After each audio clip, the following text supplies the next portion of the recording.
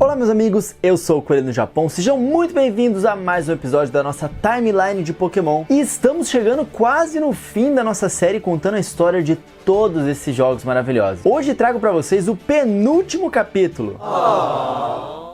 Calma, não se enganem, ainda tem muita Pokébola pra rolar. Esse episódio em especial vai trazer muitas novidades pra quem já estava aí ficando um pouco enjoado da forma, porque é a hora do jogo mais diferente dos demais. Exatamente, hoje vamos falar dela, a tão diferente geração de Pokémon Sun e Pokémon Moon.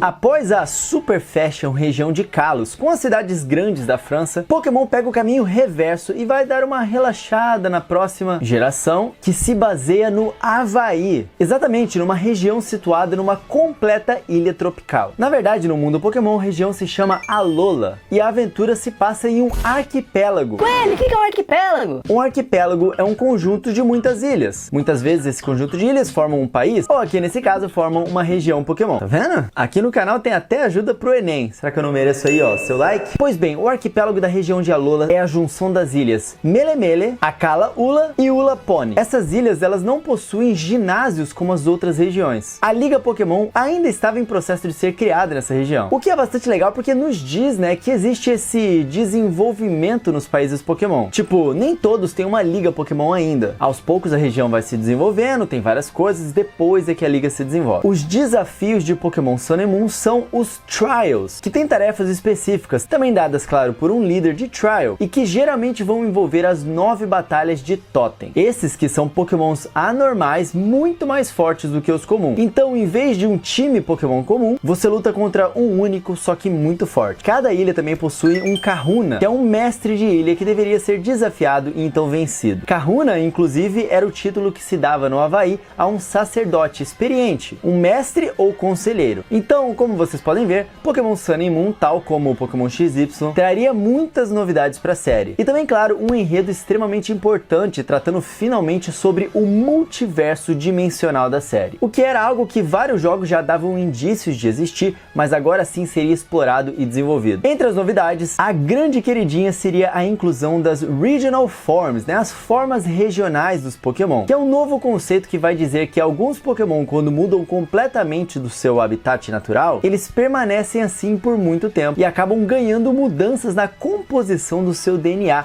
alterando inclusive a sua aparência, a sua tipagem, né, o tipo do Pokémon, o que na verdade faz total sentido. Afinal de contas, um ser humano nórdico é branquelo e com muito pelo, né, pelo clima frio onde ele tá, enquanto que em climas tropicais os seres humanos tendem a ter mais melanina no corpo por conta do sol forte.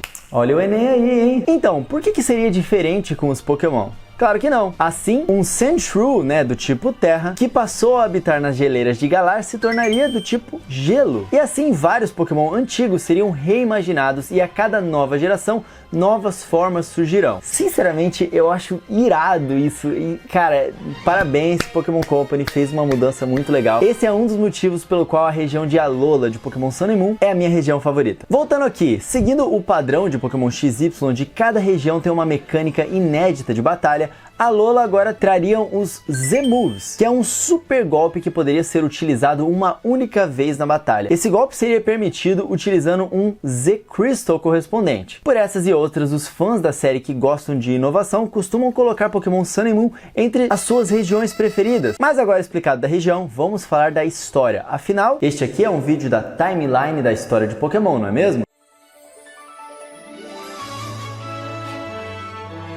Nem tudo serão férias aqui nessa região paradisíaca. Pokémon Sun e Moon também trará muitos mistérios e uma história que realmente foi desenvolvida. Começando pela primeira cena, onde a gente vê uma garota em fuga. Pois bem, ela corre com a sua bolsa e é perseguida por vários adultos uniformizados, e parece também estar em algum tipo de laboratório. A perseguição acaba deixando a garota encurralada. Entretanto, da bolsa dela, um aparente Pokémon misterioso emite um feixe de luz e eles somem. Então, 3 meses se passaram. E se em Kalos temos personagens super na moda, em Alola tá todo mundo com aquele bermudão e chinelo bem relaxado. Assim como o professor Kukui, que recebe o nosso protagonista Hélio. Ou então na timeline da heroína, seria a Selene. Ele também recebe sua mãe, porque vocês dois acabam de chegar de mudança. E esses nossos protagonistas vieram de Kanto, sim, lá da primeira geração, a primeira região Pokémon. E a sua mãe, inclusive, reconhece o professor pelas batalhas que travou contra os líderes de ginásios de lá, de Kanto. Olha só, um professor que ainda não se aposentou das batalhas, cara. Ele chama então Hélio para conhecer o Kahuna de lá, Hala, que o daria o seu primeiro Pokémon. Mas ele não estava no centro da cidade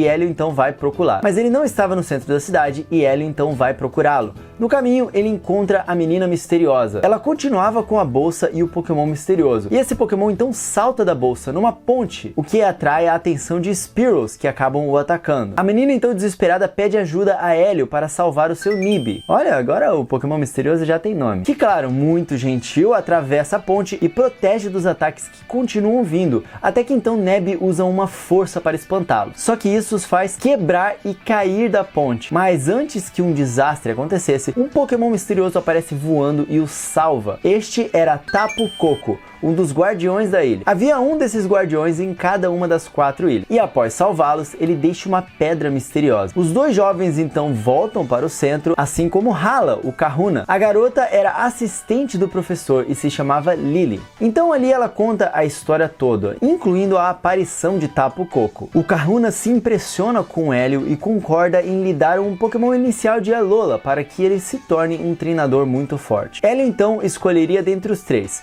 Litten, que é o Pokémon gato do tipo fogo, Rowlet, o Pokémon coruja do tipo Gama, e Popplio, o Pokémon foca do tipo água. Agora que já obtém o Pokémon inicial, a última apresentação a ser feita era Hal, o amigo do nosso protagonista dessa história. A primeira batalha então acontece em um festival de agradecimento aos Tapus, que são os Pokémon guardião, cada um de uma das ilhas, assim como o Tapu Koko que a gente acabou de conhecer. Pois bem, depois da vitória de Hélio, o Kahuna vai então explicar que os Z-Crystals são forjados pelos próprios Tapus, e que aquela pedra misteriosa que eles haviam recebido era um Z-Crystal, e que talvez Tapu Koko houvesse lhe dado por ver potencial em você. Então é proposto a Hélio que vencesse o desafio das ilhas, que são justamente aqueles trials que eu expliquei pra vocês, pra ver se esse tal garoto era mesmo assim tão prodígio como parecia ser. Então no dia seguinte, Lily chama Hélio para ir até o laboratório de Kukui. Ela diz que Neb é na verdade um apelido pro Pokémon Cosmog, o qual a salvou numa ocasião, que foi justamente aquela fuga no início do game. Ela explica também que ele é um Pokémon com um poder oculto e que muitos tentam obter. Então somente o professor, o Kahuna e alguns poucos de confiança sabiam sobre ele estar na bolsa e pede para que eles mantenham esse segredo. Mas afinal, que poder seria esse que esse Pokémon tem? Cosmog, a perseguição de Lily, Tapus, Z-Crystals e mais mistérios para desvendar nessa região de Alola.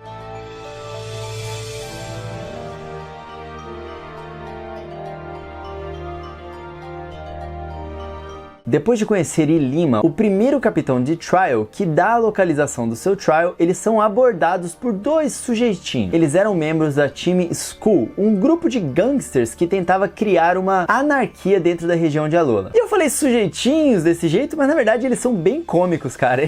Eu adoro essa Team Skull. Mas eles estavam ali para roubar o Pokémon de Hélio e Ilima. Então, partiu! Já mostra quem vai frustrar os planos deles nessa história, não é mesmo? Ilima elogia o desempenho contra os Skull e o desafio para uma batalha, que após vencer, ele se convence que Hélio já estava preparado para o seu primeiro trial na Verdant Cave. Esse trial consistia basicamente em encontrar e derrotar 3 Alolan Rattatas que passavam correndo pelos buracos da caverna, e então pegar o Z-Crystal na saída da caverna, o que seria bem fácil se, guardando o cristal, não houvesse o Alolan Raticate Totem, o verdadeiro desafio aqui do trial. Então você encontra aquele Alolan Raticate gigante, brilhante, e depois de uma batalha desafiadora, você acaba vencendo. E após isso, Ilima te entrega o Normalium Z, que possibilitaria transformar em Z-Moves ataque do tipo normal. Já que havia vencido o único trial de Melemele Island, seria a hora do grande desafio, enfrentar o grande Kahuna daquela ilha, que neste caso era justamente Hala, mestre dos Pokémon de tipo lutador. E depois de uma batalha contra vários dos seus Pokémon, você o vence. Então Hélio havia completado todos os desafios daquela ilha. Então os próximos desafios agora eram em Akala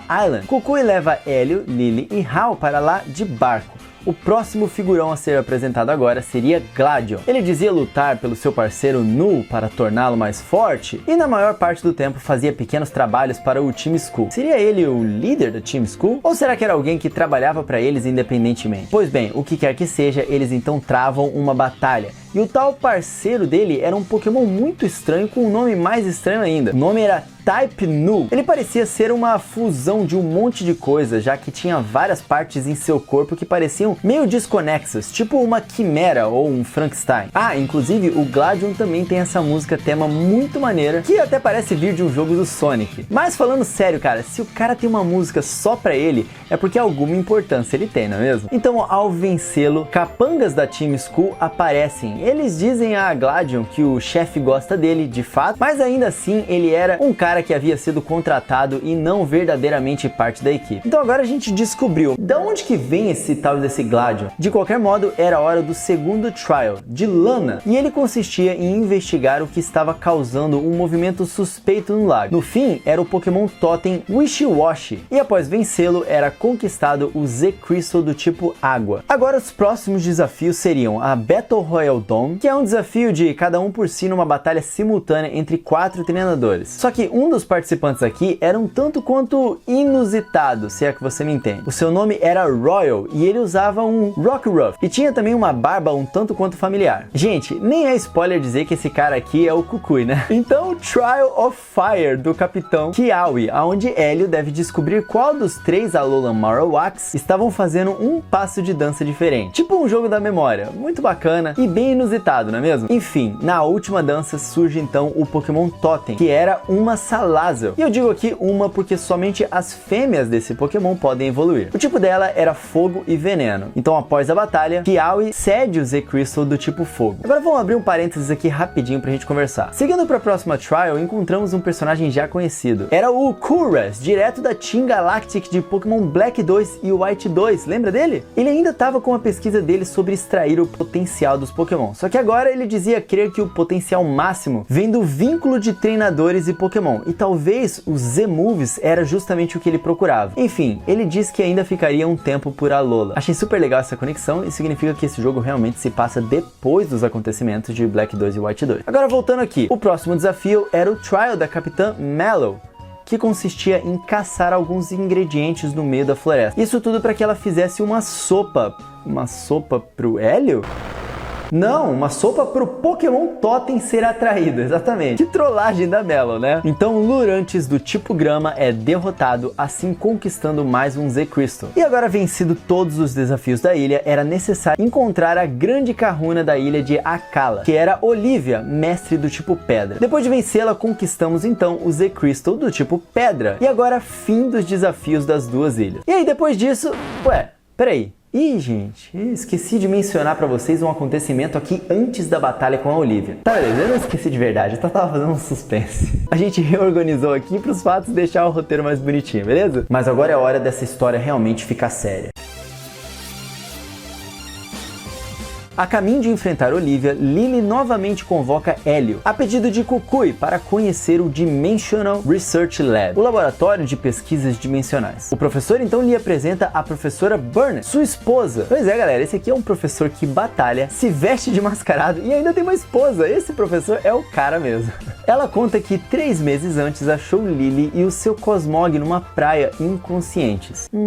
3 meses? Teria sido isso após a perseguição? Kukui diz a ela que chamou Hélio para que ela contasse a ele sobre o estranho fenômeno que havia ocorrido em Alola. Então ela conta sobre o Ultra Wormhole, ou Ultra Buraco de Minhoca, que é na verdade um fenômeno que existe na vida real, ou teorizado na vida real, onde basicamente 2 buracos negros poderiam conectar 2 pontos de diferentes no espaço. Pois bem, no caso aqui de Pokémon, este era um Ultra Wormhole, que são fenômenos ocasionais extremamente raros no céu de Alola, onde uma espécie de portal é aberto, conectando Alola a outra dimensão. É dito que lá podem sair Pokémons tão temidos e também estranhos que eles são chamados de Ultra Beasts, as Ultra Bestas, né? E as lendas diziam que foram os guardiões dessas ilhas, ou seja, os Tapus, né? Novamente, quem lutaram bravamente contra eles para proteger Alola. Entretanto, ela alerta que tudo isso é uma mistura de pesquisa com lenda e folclore, então há muito ainda o que desvendar sobre os Ultra Wormhole. Livros nas estantes desse laboratório compilam alguns Pokémon que têm relação com outras dimensões, como Giratina, de Pokémon Platino, e vocês podem saber mais sobre Giratina lá no nosso episódio sobre a timeline de Pokémon Diamond and Pearl, caso vocês não sabem quem é. Pois bem, o Giratina vive em outra dimensão, né, que é a Distortion World. Entre vários outros Pokémon, como eu disse, a série sempre evidenciou o fato de existir um multiverso dimensional, principalmente em Omega Ruby e Alpha Safira, onde é dito que existe uma Hoenn e, portanto, uma dimensão onde existe uma mega evolução, ou seja, a dimensão de Ômega e Alpha, e uma Hoenn onde não existe uma mega evolução, ou seja, o Ruby e o Safira originais. Muito louco, né? Enfim, ainda antes da batalha com Olivia, Hélio ajudaria dois cientistas que tiveram um Slowpoke roubado pelos capangas da Team Skull. Os cientistas então agradecem e um deles diz para visitar o Hano Gran Resort, para ele lhe mostrar algo incrível depois da batalha contra a Kahuna Olivia. E eles também dizem isso para Hal, que chega após a batalha de Hélio contra Olivia. A Kahuna então diz aonde fica esse resort e que eles eram da Ether Foundation, a Fundação Ether. Então Hélio iria para lá imediatamente, enquanto Hal teria a sua batalha. Lily estava com eles, ela também ia para a cidade, mas de repente preferiu ficar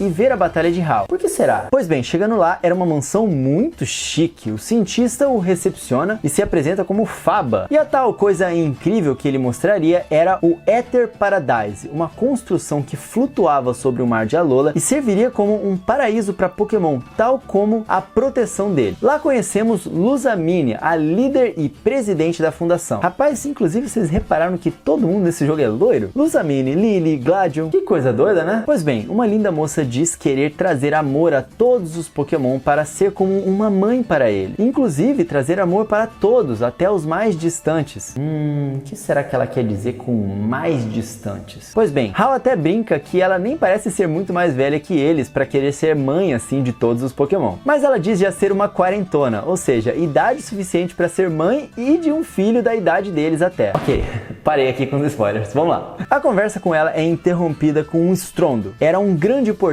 que se abre, aonde dentro sai algo que parece um Pokémon e uma água viva. Após uma batalha contra a criatura, ela entra novamente no portal e a fenda se fecha. Luzamine então explica que aquilo era com certeza uma Ultra Beast. E o portal, um Ultra Wormhole. Ela diz que ela parecia sofrer e que ele queria salvá-la, amá-la, mas olha a cara que ela diz isso. Luzamine então declara que o mais novo e importante objetivo da fundação é agora a proteção das Ultra Beasts. Seja lá o que isso significa. Então agora, meus amigos, será que ela é uma pessoa boa mesmo? Quem será que é esse tal de Gladion? Como que se explica esse Pokémon chamado Type Null? E da onde vem esse mistério das Ultra Beasts? Esses e outros mistérios dessa história longa e super bem desenvolvida que acontece na região de Alola, eu vou contar pra vocês no próximo episódio, para que esse vídeo aqui não fique muito gigantesco. Então, meus amigos, não se esqueçam, todos os domingos a gente traz essa série aqui pra vocês, porque domingo é dia de Pokémon no canal Coelho no Japão. Então é só você chegar mais, deixa o like aqui no vídeo, se inscreve aqui no canal, ativa esse sininho de notificações para você não perder, de verdade, porque o YouTube não avisa, e eu conto com vocês para continuar essa maravilhosa história no episódio que vem. Eu espero que vocês tenham gostado do episódio de hoje, muito legal, essa região é muito bacana. Se você curtiu, deixa aquele like maneiro, claro, se inscreve aqui no canal. Se você quiser falar comigo, manda uma mensagem para mim aqui nos comentários e também nas redes sociais, @RodrigoCoelhoC, tanto lá no Twitter quanto no Instagram e também lá no TikTok. Se você quiser ver os outros episódios da nossa timeline de Pokémon, é só você clicar nessa hashtag Pokécoelho que você vai encontrar tanto esses quanto outras séries de Pokémon que a gente tem aqui no canal. Se você quiser acompanhar minhas lives, é lá na twitch.tv/coelho no Japão. Outra forma de apoiar meu trabalho aqui é se você for comprar qualquer coisa lá na Amazon, inicie a navegação através dos links que estão aqui na descrição, que daí se você comprar um livro, uma batedeira, um jogo de videogame, um brinquedo, sei lá, eu ganho uma pequena comissãozinha que é uma forma de vocês me apoiarem. Assim como os membros aqui no canal do YouTube e os subs lá na Twitch, que você inclusive pode se tornar sub gratuitamente se você tiver Amazon Prime e ter acesso a todos os benefícios de membros aqui no canal, inclusive descontos nas lojas, concorrer a prêmios e muito mais. Tá bom, meus amigos? Então eu vou ficando por aqui, a gente se vê no domingo que vem. Lembre-se, sejam legais com as pessoas, porque isso é a coisa mais importante de todas. A gente se vê por aí. Um tapa na pata do coelho pra dar sorte e até o próximo episódio com mais mistérios. Valeu!